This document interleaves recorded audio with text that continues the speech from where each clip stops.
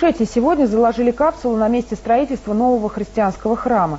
Старая церковь, возведенная 100 лет назад, уже не вмещает всех прихожан, а их становится все больше. Только за последнее время в республику вернулись 360 русских семей. И, как сообщает пресс-служба главы республики, на столе у президента еще около 3000 заявлений. В закладке капсулы сегодня участвовали президент республики Мурат Зязиков и епископ Ставропольский и Владикавказский Феофан. Он осветил место строительства.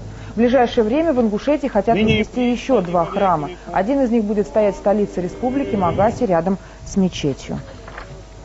Мы всегда были с Россией. И когда было плохо, и когда было хорошо, мы всегда понимаем, что у нас с вами есть одна страна.